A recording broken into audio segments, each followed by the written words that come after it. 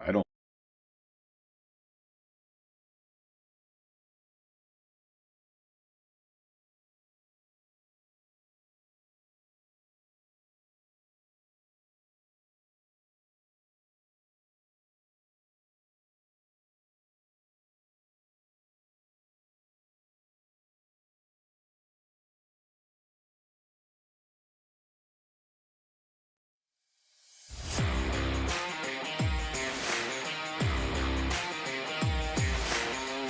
Well, hello again, everybody, and welcome our Thursday edition to Dialed In. I'm Tom Brenneman, joined by Luke Brenneman, and our producer, contributor extraordinaire, Mr. Casey McCollister. Our show is presented by our friends at UDF and Encore Technologies. We come your way twice a week, live on Mondays, right at 9 o'clock in the morning. That'll be on Chatterbox Sports, and then we post later in the day on the Believe Network. And then on Thursdays, here at high noon Eastern Time, you can find us on the YouTube/Chatterbox Sports page. Hundreds of you already on board, 15 minutes, if not thousands, before we came on today. You can download us anywhere, anytime. Just search Dialed In with Tom Brenneman, and you're dialed in. Gentlemen, how are we doing this morning? Luke, we begin with you. It must be absolute pandemonium. Even though everybody's getting out for Thanksgiving break, it must be pandemonium at Indiana University, knowing this is the biggest football game that school has played in probably 40 years.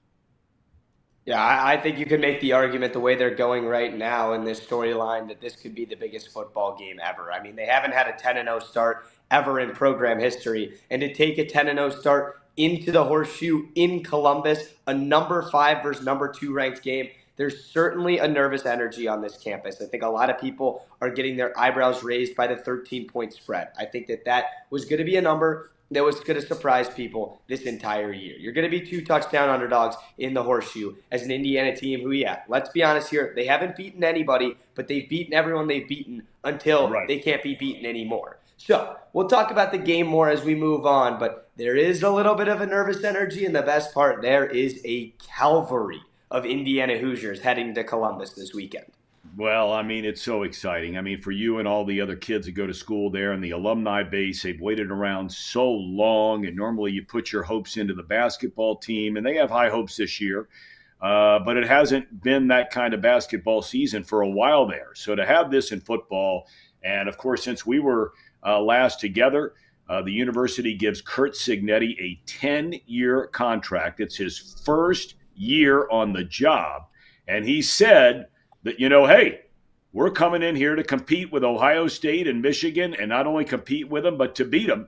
And he's already beaten Michigan, and now he has a chance to do the same up in Columbus. Casey, good morning. How are you today, my friend? Good morning. I'm doing all right. I'm excited. I'm excited for this weekend. Bengals can't lose. Bengals can't lose on this weekend. Well, at least I think they can't lose. Maybe they can lose on a bye week.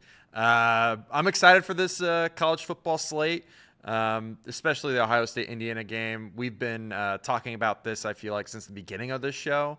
These two teams coming together and clashing, and maybe at the beginning of the year we weren't super excited for it, but up till this point, Indiana has been a fun watch this season, and now it's going to get real exciting this weekend. Very exciting. Yeah, and by the way, we're going to talk about the Bengals in a little bit, and I'll give you an idea of what we're doing here today. But did you just see something that Jermaine Pratt moments ago has posted on social media? I did. Would you like me to? Yes, please. By all means, share it with us. Let's hear it. Yeah, Jermaine Pratt. We will win next week. Believe that, blood. Work to win.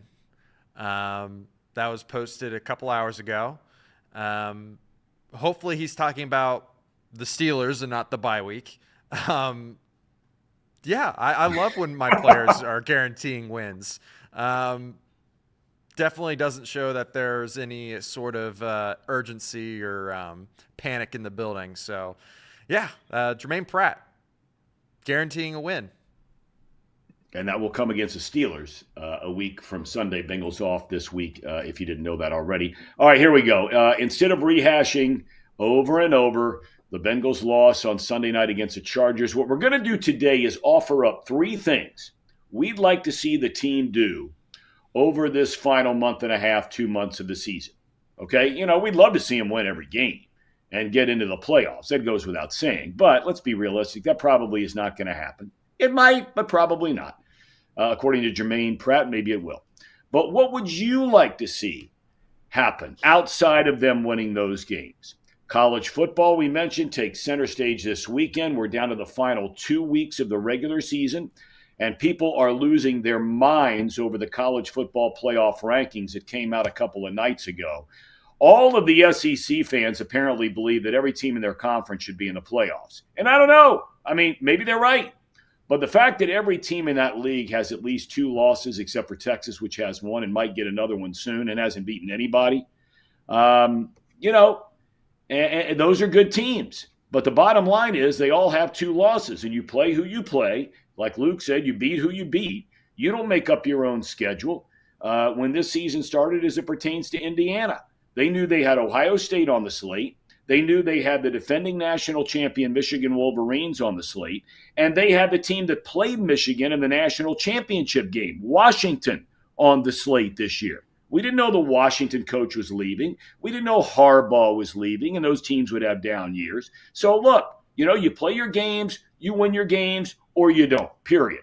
We'll give you our 12 teams as of today, which, of course, is a subject to major change. The big one up the road at the Horseshoe in Columbus, unbeaten 5th-ranked Indiana, taking on once beaten and number 2 Ohio State. Buckeyes got devastating news yesterday. They lose a second starting offensive lineman for the year. First, it was their left tackle Josh Simmons a number of weeks ago. And then on Tuesday, All-American center Seth McLaughlin.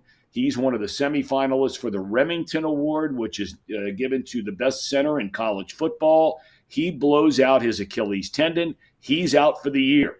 So what happens now? Ryan Day had to reshuffle the entire offensive line when they lost Simmons. What's he going to do now in their biggest game of the year? Yeah, they played Oregon, but now this is the biggest game of the year. There are 2 big games in the Big 12. You have number 14 BYU going to red-hot number 21 Arizona State. And then Colorado goes to all of a sudden, suddenly resurgent Kansas. The Big 12 title game is very much up for grabs. All right, we're also going to go through our picks here today, fellas. We got a lot to get to in a short amount of time. We're going to try to be out of here by 12:40 today. So let's start with the Bengals, just to get it out there on the table, because we'll spend the last part on college football and our picks. Luke, what are 3 things you'd like to see the team do outside of win their games? Number 1, show a sense of urgency. I feel like we've seen it, we've heard it, they've said all the right things. And some people are getting rubbed the right way or wrong way by this Pratt post. I personally like it. I think it's a little bit weird that Jermaine Pratt's one of the oldest guys on this team, and he has struggled this year and looked lackluster at times. So maybe it's saying, hey, let's right the ship and let's go from here. You never want to see that with 6 games left. But I'm calling to see a sense of urgency. I don't know if it's Zach Taylor's breaking his clipboard on his knee, but I need to see some aggression because I'm watching these games as a Bengals fan, quite literally about to rip my hair out. And it would be nice if the guys on the sideline did a little bit of it with me. So from a perspective of just a fan representing the city, I thought that first half was humiliating in LA. The one thing I went into the half was, we lost the game. I took a deep breath. I said the season was over. I was being dramatic.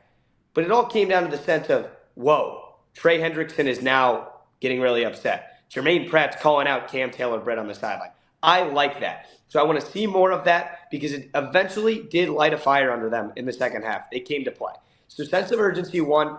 I think a consistent play style is 2, and most important.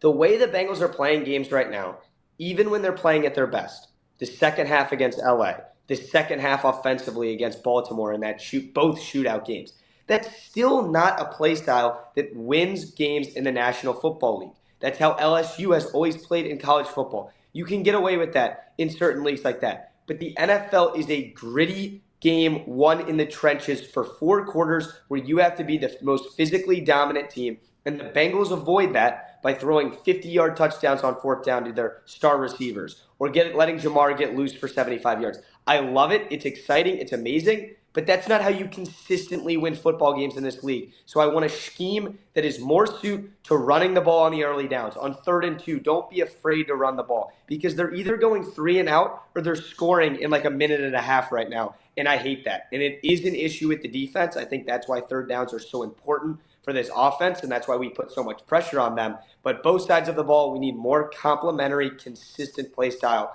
And then finally, it comes down to the special teams. If you want to be a playoff team, you have to do everything right. Ask Urban Meyer. Ask any legendary head coach. They manage the special teams. They put just as much stock, 33.3%, in that side of the ball too. Everyone wants to talk about offense, defense. The punting is so important. The field position game is insane. If you kick the ball out of bounds, that's how you can lose a game too. And obviously, we saw that in the second half in the final minutes with Evan McPherson. He's struggling right now. Everyone needs to wake up. Those are my 3 on the Bengals. Okay. Casey, how about you? Yeah, I'm going to go a little more specific. I think I want to see Myles Murphy take 80% of the snaps. I would like to see Sam Hubbard just sit the rest of the season. I think he's pretty much done. If he continues on this trajectory, I mean, I just don't see a place for him on this team, and he's probably already lost it for me.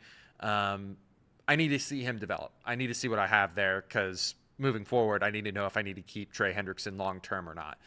Second, I'd like to see more Josh Newton at corner, and we're gonna see that regardless of what I think with the depleted secondary that we have. And I think overall, I mean, the whole general point of this is just to play their young guys. What little young guys that they have on this team that aren't playing, they need to play them, just see what they've got. And I think the most important thing that I want to see moving forward, yes, I love what Luke said about the special teams and things like that, but the most important thing, I got to see Joe Burrow healthy the rest of the season. He cannot continue to take these hits. You got to figure out a way to protect him more, if that's running the ball more, if that's telling him to stop taking hits, like stop holding onto the ball as long. I cannot waste another season on top of this season if he gets hurt long term. Those are my most important things moving forward for the Bengals. Joe Burrow's health and these young players starting to progress and see what you have there. Okay. All right. Those are all solid from both of you guys. Look, I'm with you. I'm going to be a little more specific. You took one of them. I want to see Murphy getting all the snaps now, all of them. I want to see and look, I like B.J. Hill very much as a player. I know Rankins has been hurt, but I want to see Jenkins, and why am I drawing a blank? Casey, help me with the other kid who's been hurt. Yeah, I want to see him play all the time too. I want to see both of those guys play, all 3 of those guys, okay? They're either rookies or in their second year, and I want to see them play the rest of the season virtually every snap. And then the last thing I want them to do is I want them to sign Chase. I want them to get this thing over and done with. I know everybody said, hey, we're not going to negotiate during the season. Look, the Bengals as a franchise, a couple of years ago or over the last 3 or 4 years, they've broken some of their old ways and old habits. Not enough of them for all of us, but they have broken some of them. They've gone out in free agency. They've spent some money, all those kinds of things. I would have rather them spent some money, this last year or two. They did, the 2 years before that when they got to back-to-back championship games. But, they've always made it a point that they're not going to negotiate it during the season. I think they need to break that trend. I felt they needed to break the trend when it came to making a trade at the deadline. They really didn't do it. And I think you go ahead and put this behind you once and for all. Chase has proven he's the best receiver in the league. Now, everybody can argue whether or not you think you should be paying a wide receiver a ton of money. And the people who talk about, the Kansas City Chiefs, they let, Tyreek Hill walk out the door. They've really never brought in another guy where you say that's a legitimate number one receiver. They don't have that guy. Maybe Rice gets to that point at some time, but he's not there right now. And they've won in spite of not having a number one receiver. So I understand for people, they'll say that, hey, you don't need to pay the wide receivers. You can get by if you've got Burrow and spend more money on the line. But look, get the Chase thing done and then play those other young guys the rest of the season. And if you wanted to mix in a younger guy or two on the offensive line, I might be a little reluctant to do that, only because of what you said, Casey. I don't want to see Burrow get hurt. But, I mean, can he get hit more than he's getting hit right now? If they put somebody else in there, say the young center, they put him in there, and all of a sudden maybe you move you move some other pieces around there. I don't know if he could get hit any more than he is already right now. So, yeah, you got to get him to finish the season healthy. All right. So that's that. Those are things we want to see. We're going to get off the Bengals, and now we're going to get into college football. Look, I got to tell you, the SEC teams are good teams. I don't think any of them outside of Georgia can be a great team. Texas hasn't beaten anybody all year long, and for them to be number 3 is a complete joke, in my opinion. Now, look, when people come out and say, well, what would happen based on analytics, and if Vegas put up odds that Tennessee played Indiana or Ole Miss played Penn State tomorrow, yes, the SEC team would probably be favored. But that's not the way you do these rankings. You do these rankings based on how your season has played out. Penn State's only loss was a 1-score game to Ohio State. Indiana hasn't lost to anybody. Some of these SEC teams have had some terrible losses. I'm not going to say Vanderbilt's a bad loss because it's not. They're in the top 25 now. But, who is it in the loss to Arkansas? Arkansas this year lost to Oklahoma State, who probably couldn't beat the 3 of us and 8 other guys. So, when people start getting carried away with these SEC teams, I'll give you Georgia. They've got the number 1 schedule in the country. Number 1. And the wear and tear over a course of the year playing. But all the rest of them are basically where Ohio State and Penn State are. Their schedule is right in the 40s, somewhere in there. The Tennessees of the world, the Ole Misses of the world, the Alabamas of the world. These aren't top 15, top 20 schedules outside of Georgia. So look, let's see the chips fall where they may. One thing that I've gotten wrong on this show, fellas, that my partner on the CW, Max Brown, pointed out to me is I thought all along of the Power 4 conferences that they had to be in the playoff. That's not true. That's not true based on where their ranking is when all is said and done. So you could conceivably have a Big 12 champion, for example, that will not make the college football playoff because of where they are ranked in relation to some other conference champions. Let's say Army is an example. Okay, Army plays Notre Dame this weekend. Okay, if they are higher ranked than the champion of the Big 12, and they wound up being conference champions of the AAC, they could get a bid and not a school from the Big 12. And the Big 12 is not going to get any additional pick, obviously, like the Big 10 and the SEC will get. I don't think that the ACC is going to get a second team in. All right, Luke, give me your picks. Who do you think should be in as of today? Well, as of today, I think that the rankings are extremely straightforward. Yes, it's up for debate. Tennessee at 3. People can debate Indiana at 5. But the rankings are fair. You're not going to put in these 2-loss teams over. You're not going to put the 2-loss teams over the undefeated teams, even because they've played nobody. But if you look at the graphic here, it's so extremely straightforward what is going to happen, yet so complex at the same time. And the good thing about the 12-team playoff is all of these matchups, even the meaningless games of when Indiana plays Purdue or Alabama is going to go play some non-con matchup or something like that, it's like it can all affect everyone else. And that's why the 12-team is so much fun, because there might not be marquee games down the stretch, or there still will be, but still these lesser games that no one's really talking about from a matchup perspective in the final couple weeks of the season are going to play a huge part in who's in and who's out. So right now you got to look at this. Here's the 12 teams that are in on your screen right now. However, you have to account for a potential SMU losing the ACC championship game to Miami. Therefore, that's a potential flip there. Colorado and BYU, both on the outside looking in, but you have to think the Big 12 champ is going to get in. That's what's going to happen. They're going to get the bye too, and that's what I believe. I think Ole Miss stays in the playoff. I think Tennessee stays in the playoff. They both don't play anybody, but there are backdoor routes that people still aren't talking about. The Texas Longhorns, who have they beaten this year? They have to play. They have to play Texas A&M to close out the season. That is not an easy matchup. That game also is going to have huge implications on who plays in the SEC championship game right now. As of right now, it is the Longhorn and the Crimson Tide. So I think the first 4 names on your screen right now, plus Penn State, are all auto locks to get in. I would throw Notre Dame in there, but they do have a tough matchup versus Army. So Indiana's going to get in. Even if they lose to Ohio State, there's the argument that they should bench their quarterback Curtis Rourke on Saturday and just lose the game and get into the college football playoff. Penn State is already in the game. They don't have another hard game. They're not going to play in the Big Ten championship game. And then Alabama controls their own destiny because if they win out, they will play in the SEC championship game. Even if they lose that game, they get in. And Georgia's already locked in the way all the analytics have the numbers. So there's really only 3 spots up for debate. It's going to come down to these SEC teams between Ole Miss, Tennessee, Miami, SMU, obviously trying to represent the ACC there.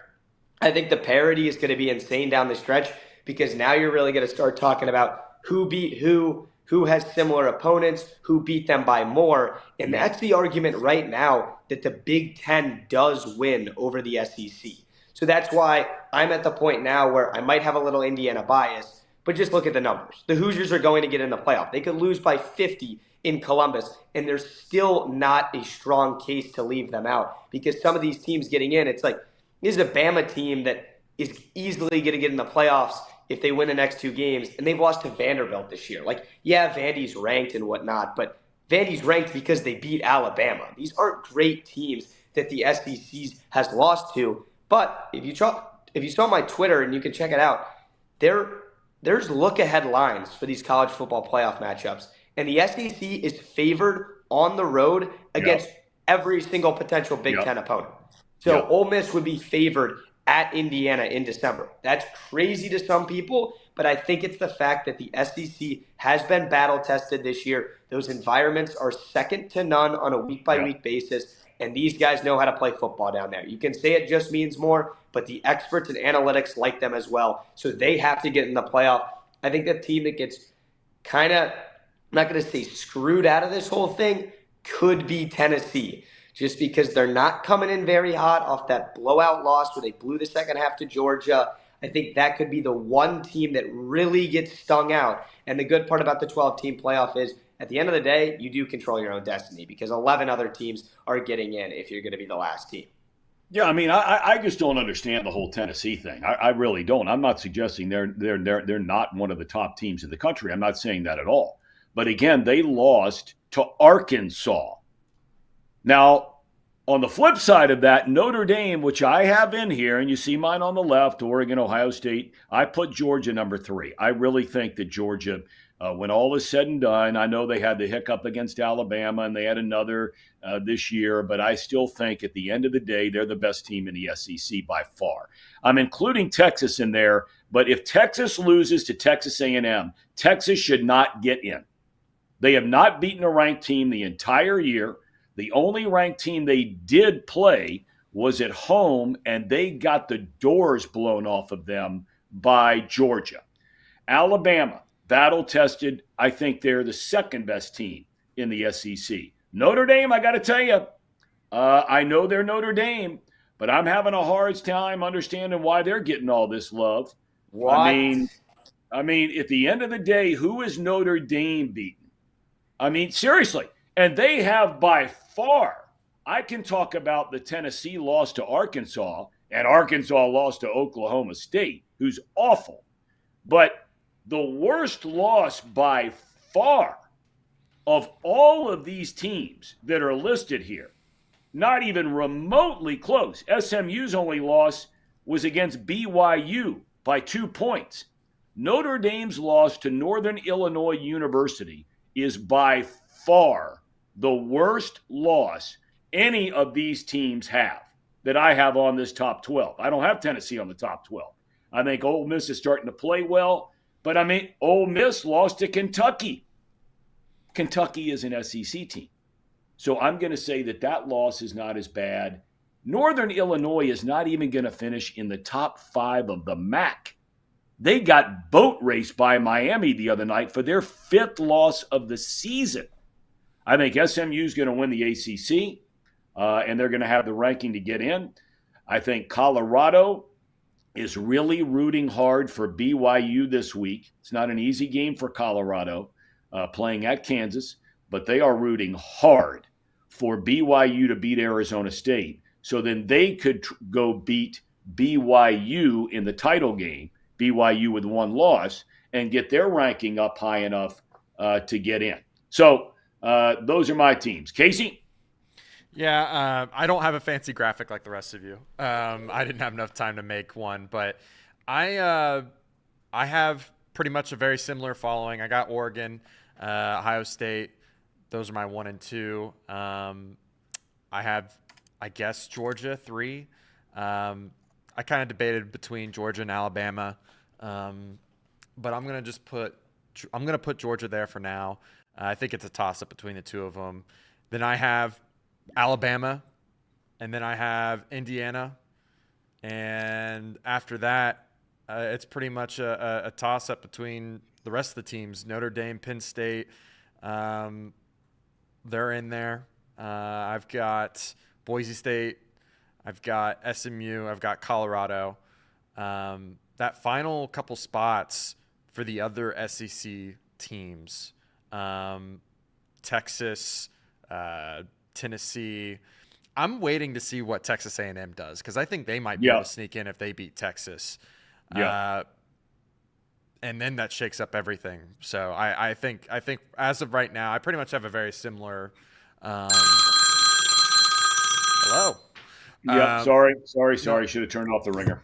No, you're good. But yeah, I have a pretty similar set of teams. The only thing that I think is different between mine and your guys's is maybe Miami sneaks in at I don't know. It's really well, look, all the Miami's same. already getting a lot of love right now. I mean, they have a very high ranking in that last college football playoff ranking, and so look, if they win the ACC championship, they are a lock to get in.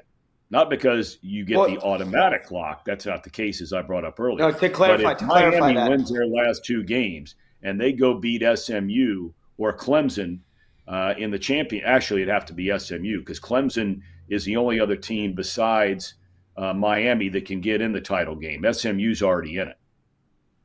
To clarify that, every single P5 conference champ does get in. You're referring to the 4 highest ranked are the ones that get the bye. Yes. So yes. your argument. Yes. So no matter what, the winners of every single one of these conference championship games aren't getting screwed out of the college football playoff. They're in no matter what. Yeah, and I might not get You're right. the first round bye. Right. So that's exactly right. Like the ACC is going to be represented, the Big 12 is going to be represented. So it's a kind of a 2-horse race for both of those with BYU. And Coach Prime and the Buffs in the Big 12, and then the ACC, Miami and SMU. These are going to be awesome games down the stretch. But it's all going to work itself out. I think come rivalry week, it's going to be really weird because teams like Indiana here in Bloomington, they're going to be 30-point favorites versus Purdue.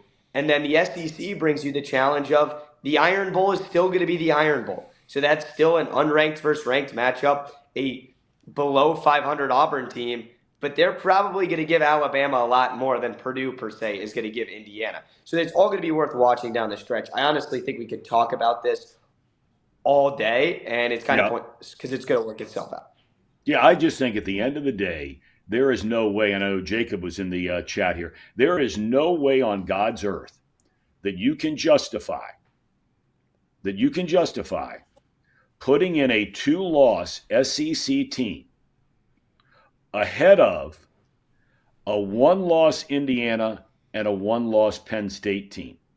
Because those 2 teams' only losses, if indeed Ohio State does beat Indiana this week, and that's not a guarantee, But the only loss Penn State would have this year is Ohio State. The only loss Indiana this year would have is Ohio State. And Ohio State's only loss was to the unbeaten number one ranked team in the country on the road by a single point. So, this Tennessee losing to Arkansas stuff, even this Notre Dame losing to Northern Illinois stuff, this Ole Miss losing to Kentucky stuff, those are real games that had real outcomes. And there's no way if you lose to a Kentucky or you lose to an Arkansas and you have two losses that you should get in ahead of a one-loss Indiana or Penn State team. No chance. All right, here we go. Let's get to our picks, Luke. I understand you're in first place now. All right, I am. I'm going to do a little readjustment here just so that I can pull up the picks. Take a look at the record. Speaks for itself. That guy on top of the leaderboard is on an absolute burner. So I'm going to try and stay on one. Let's start in Columbus, the game of the year inside the Big Ten, number 5 versus number 2. The Buckeyes hosting the Hoosiers. They're now 13-point favorites, but we're picking it at 12.5 for the sake of the record. Sure. I'm covering this game. I work on a beat for Indiana. I'll be on the field at the Horseshoe. I can't wait. But at the end of the day, I'm not a fan technically just because of that role. Therefore, the expert in me and the person on this podcast, everything that I do when it comes to picking these games, it points at Ohio State. When you have a team like Indiana who's 13-point favorites, everyone's going to look at that and say, this Indiana team's really good. That's 2 touchdowns and an extra point. I'm going to take that bet. I would make the argument that if Indiana covers the 12.5-point spread in this game, it's going to feel just as good as a win. Not because people in Bloomington are going to win money and whatnot and cover the spread. More so, it locks in and removes all doubt that this Indiana football team can really play with the big dogs. If Indiana plays Ohio State on the road to a 1-touchdown game, they are in that game in the fourth quarter. They had a drive to send that game to overtime. And that would be saying so much. And it's weird that we're having this conversation because they are the 5th-ranked team in the country. And normally you're like, duh, they're a top 5 team. But this is a team that went 3-9 last year. Yeah. This is a team full of James Madison Dukes. So I'm going to take Ohio State for the sake of trying to be an expert here with the picks because I think I like that number, remove all my Indiana bias. But I think it would be a win if Indiana covered the spread on its own, and I just don't think that they will. I think they lose by 21. All right. Okay, Casey? Yeah, very similar thought process. The expert in me says Ohio State's going to handle business. This was a 3-9 team last year. They haven't really beaten a team of note this season, being Indiana. And I just think Ohio State, I do think they are either the first, second, third best team in the country. I just think that they'll handle business. They'll cover this spread. 13 points isn't a lot. It's not a lot in college football. So I feel like this just makes sense. 2 touchdowns. Yeah, I can see that happening. And that doesn't mean that Indiana doesn't deserve to be in the playoffs if they lose by 2 touchdowns. I think that just means that they're the 12th best team in the country and not the 5th best team in the country. So, yeah, going with OSU in this Okay. one. All right. I'm going to take Indiana. I think this injury to Seth McLaughlin is a huge deal for Ohio State. These were their 3 best offensive linemen. The left tackle Simmons done, as I mentioned earlier. Then 2 days ago, McLaughlin, who transferred from Alabama, had some problems snapping the ball last year out of shotgun. He comes to Ohio State and has had an incredible season. And now all of a sudden he's out, and they are shuffling around big time. Ohio State has far better talent. That's not debatable. But when you're going with basically a brand new offensive line, and I mean, we're talking about guys changing positions now for the second time in 4 weeks. I just wonder, people forget Indiana has the number 1 ranked rush defense in the country. Number 1. They are 7th in points allowed in the country. And you can say they played whoever you want to play. I don't care. These guys can play. It's just not their offense. So I think Indiana covers. All right, let's go. Let's get through these. All right, Colorado and Kansas. Kansas on an absolute burner right now, coming off a win versus BYU. They have a chance to play spoiler once again to another in-conference opponent. This time it's priming the Buffs. I'm going to go with the Red Hawk Jayhawks. If they can do what they did on the road last week, they're now back at home, settle in. You already know the crowd's going to be packed trying to spoil Dion and everything that they have going on right now. So I'm going to stick with the hot hand and go with the Jayhawks. They were supposed to be a ranked team. They were a ranked team coming into the season. Nothing panned out for them, and I think they're kind of hitting their stride. It's too little, too late, but it can still ruin someone's season. I'll take the Jayhawks. Casey? Yeah, because of all the reasoning that Luke said, I feel like my brain is telling me that this is going to be a game where they choke, being Colorado, that they choke. Prime's not going to have his guys ready to go. They're going to waste their opportunity to make it into the college football playoff.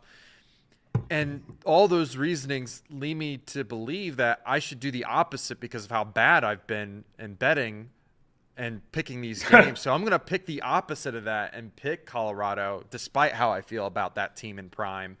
2.5 or -2.5. They only got to win by a field goal. I love that. College football spreads that are small numbers like that. Love taking favorites. So, yeah, I'll go with Colorado in this one. Okay, I'm going to go with Colorado as well. I think they've got it going on. And so I take them to go on the road. And like you said, Kansas was picked in the rankings at the beginning of the year. They were awful. Now they're playing very, very well. But Colorado's got it going on. I take the Buffs. That's a good team. I like watching their offense. Speaking of a fun game, BYU versus Arizona State. The new and improved Big 12, and Arizona State is on the rise right now. They are 3-point home favorites against ranked BYU. I'm going to take Arizona State. I think that there's something from a mojo perspective across all of football right now. NFL, pro game, college game, with these kind of crazy lunatic head coaches. And Kenny Dillingham knows what the heck he's doing. I think it gets the guys to play for you at a different level than maybe an old school guy. I mean, look at some of the best coaches in sports right now. Harbaugh, Dan Campbell, Kenny Dillingham. Arizona State was a sleeping giant. And the next thing you know, they are emerging. No one's talking that this is a 2-loss football team. They are really good. And I think when they beat BYU and get to 10 wins, maybe it'll be 9 wins after this one, I mean, this is a heck of a season. And I think Arizona State is here to stay. Ooh. Luke, I should probably be following you and taking your picks because of how hot you've been. But I can't. I got to find ways to make up ground. If I just pick everything that you do, I'll never make any headway. So that being said, BYU dropping one last week was not great for them. I just don't see them making another mistake. I just think that the Big 12 championship game, Colorado, BYU, is just too good to pass up on. I think that it makes sense. It makes too much sense to me. So I'm making the storyline make sense by picking BYU to cover this spread. Is Arizona favored by 3? Yeah, Arizona State's favored. Okay. Yeah.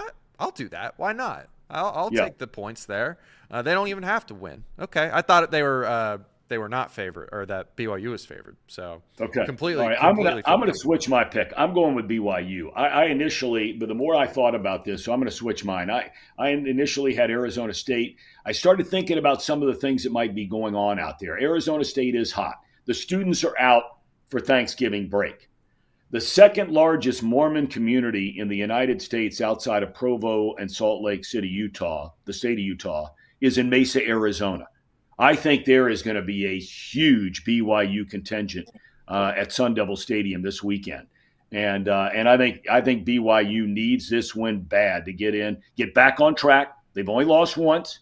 Get back on track and put themselves in position for the Big 12 title game. All right, what's next? That's a perfect letdown spot. And talk about a season killer letdown spot. That's what's going to happen in Auburn this weekend. Texas A&M and everybody from that area is staring at that final week matchup against Texas, where they have a chance to pull off the shocker and backdoor their way into the college football playoff. Well, that ends in Auburn. They lose to the Tigers on the road. This spread is 2.5 for some reason, and I'm going with it. Give me the 2.5. Auburn wins this game outright. It's going to be just one of those weeks where Auburn continues to stink. bad year after bad year, but they get that signature win to ruin someone else's year, and that's what it's going to be on Saturday evening. Casey? Got to make headway somehow. Going to pick the opposite of Luke again. There you go. That, and I just think that there's a chance that Texas A&M next week can spoil Texas and then somehow sneak in the college football playoff. So that's why I have them covering this game and winning the game outright. So, Tom, your thoughts? I'm going with A&M. I just think Elko is such a great coach. He's one of the most underrated guys. He came from Duke. This is his first year there. He knows how bad they need this game. And then knowing what's coming up next week against Texas. If they beat Texas next week, they're in the SEC championship game. I take A&M to roll over a very poor Auburn team. All right, pro game. Here we go. All right, pro game. 49ers, Packers, NFC legendary matchup. This one's about as coin flip as it gets. I don't love this pick, but I'm going to go with Green Bay. I'm simply taking it because I trust in Jordan Love. I think in games like this, the home field advantage matters first, and the better quarterback matters second. That's certainly up for debate that Jordan Love is better than Brock Purdy. I'm sure most people would disagree with me, but I think on Sunday, Jordan Love is going to be the better quarterback. He's comfortable. He's settled in. Nobody's talking that the Packers are a 7-win team in the NFL right now. They're looking for a signature win. I don't know if this would be one, but this could be a start. I have them defending their home field. I have a very, very similar approach as well. I'm going to take the better quarterback on this one. Eventually, I also have to pick similar picks to you because you're so hot. So that's why I'm taking the Packers in this one. The quarterback difference is it's too much. I mean, everybody's talking about how great Jordan Love is. Last time I checked, they're not having the kind of year everybody thought they were going to have. Every big game they've played, they're getting beat, and they're going to get beat this week. The 49ers are reeling, but they're getting guys healthy again, and they're going to come back, and they are going to drill the Packers. What's next? I mean, you could say the Packers aren't having that good of a year. They're 7-3 and inside of everyone's top 6 of the power rankings. So I think on Sunday they're going to change their mind. We'll see, though. Cardinals and Seahawks, two very unexpected NFC West teams, especially the Cardinals. This is a heck of a matchup. I just think the Seahawks are the better team. I'm going to stick with the home field in the NFL. It makes such a difference. Kyler Murray typically plays really well on the road in Seattle. That scares me because of how hot he is. I think the Cardinals are playing with house money, especially inside of this division. For all of those reasons, I want to take the Cardinals so bad. I want to switch my pick, but no, get me off the screen. Give me the Seahawks. They're the better team.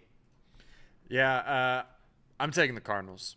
I think right now Kyler Murray proved to me this season that he's actually a pretty good quarterback. Yep. I think that the Seahawks, I was very high on them, but they're just not there yet. I thought they had the pieces on defense to really make a difference, but it's just not there yet. The coach from Baltimore that went to the Seattle Seahawks, I thought he was going to figure it out, but it's just not there yet. And Kyler Murray's he's just going to trounce on the Seahawks. So give me the Cardinals in this one. Okay, I'm going to take the Seahawks too. They're at home. They're very good at home. They're coming off a big-time win. And look, I'm a Murray fan as far as a player, but he's got to prove it to me that down the stretch here that he can deliver the goods. So I'm going with Seattle. All right, Sunday Night Football, last pick in the NFL. It's going to be the Eagles and the Rams. This one's at SoFi in LA. The number is 3. I think Philly's a good team. I think they're well-deserving to be inside of everyone's top 5 of the power rankings. With that being said, I think Philly has shown glimpses of greatness, but they're not great just yet. And if someone can humble you, it's Matthew Stafford at home, slinging that rock around an Eagles defense. Give me +3 with the Rams on Sunday Night Football. All right. Yeah. Casey? Yeah, very similar thought. I think Matthew Stafford's still got a little juice in him. I think that they're just going to have the right matchups for the Rams to be able to keep it close. I'm not going to say they're going to outright win, but I do think that they're going to keep it close. And that being said, cover the spread in this one. I'm going with Philly. They got the mojo back, man. I mean, they're one of the hottest teams in the league, maybe the hottest team in the league, and they got it going on. And so they're going to go out there and drill the Rams, in my opinion, and keep this whole thing going. Is that it, Luke? Or a big buoy? Everybody wants to hear a big buoy. Do we have anything else? That's it for the picks. We could do a quick send off. I know you got to run. What could be the move this weekend? Casey, you want to kick us off? What could be the move this weekend? No Bengals to watch this weekend, but I do have lots of things to do this weekend. A lot of traveling for Thanksgiving dinners. We're doing it early. Doing it early to get some out of the way. I got a Friendsgiving as well. So it's going to be full of stuffing, turkey, and just your normal Thanksgiving festives and food eateries. So that is what I'm going to be doing this weekend. Nice. What about you, Tom? Luke? Or Luke? I will be heading home. I'll be able to see my dad tonight, hopefully, if I can drive safely, which will be good. I haven't seen you in forever, Dad, outside of this show. And then I'm going to go to Columbus on Saturday morning. I'm going to spend the night Saturday night, see some of my buddies that go to school there. That is going to be so fun and such a cool experience to work Indiana, Ohio State in general, but number 5 versus number 2. It's a dream come true. So glad I went to IU and have come here. So pumped up for that game, but we'll be heading home for Thanksgiving break before and after. Can't wait to kind of settle in and get a week at home. That's going to be so nice. All righty. Well, good luck and have a great time there this week. I'm excited for you. I can't wait to see you tonight, buddy. Please be careful. I mean, if you get home 30 minutes later than it would normally take you with all the snow we had earlier, the sun's out now, but they're calling for more snow later tonight. Just want to get you and your sister and all of you who are in the chat, family back for the holidays, and be careful. I know they're not rolling around till next week. We will be here on Monday. And the move for me is I'm going down to Clemson to see Dabo and the Tigers taking on the Citadel. But Citadel's a great story. They have a lot of fascinating stories. I didn't realize what a unique place that is, and I'll share some of that on Monday. It's really incredible, the difference between, say, Luke's lifestyle as a college student and all the rest of us who had a chance to go. Thank God we were able to go. But the way that when you go to school at a military school, like the Citadel, you're up at 5 o'clock in the morning every day. You have mandatory study hall every night from 7:50 until midnight, unless you want to go ahead and go to bed. You have a curfew. There's a bed check. That's college life at the Citadel. So it's a pretty cool story. But I'm heading down there. Get to see Luke tonight. Get to see Ella and Luke on Saturday night late. Good Lord willing, I get back in time for sure on Sunday. So I'm fired up to get down there to Clemson. Clemson! All right, boys, have a great weekend. We thank all of you who are with us in the chat. We'll be back on Monday. Luke, by the way, a lot of people in the chat, what's your guarantee? They want to know right now before you leave. I got to get rolling, but do you have one guarantee? Big Boy! I've been waiting on it. Someone asked. It's always my guy, Chase. I think it was this time. And Chase, I got you. It's tonight. It's Thursday night. Turn on the TV, watch a movie, bet on the Browns, book it. Plus 3.5. They're going to beat the Steelers tonight. The Steelers are so freaking fraudulent. The Browns plus 3.5. Take it to the bank. Give me the Cleveland Browns with 2 wins. They get their 3rd win tonight. Plus 3.5 is the lock of the weekend. Pay for your drinks early on Thursday night. Oh, my God. Okay. All right. Casey, thank you for everything. Have a great weekend. Luke, safe travels. And to all of you, thanks for joining us. We do this twice a week, and we hope you get a chuckle out of it. Maybe we can debate back and forth a little bit on one topic or another. It's always a lot of fun. But thanks for taking the time to make us part of your day. Have a great weekend, and we will see you, good Lord willing, on Monday morning right here on Dialed In.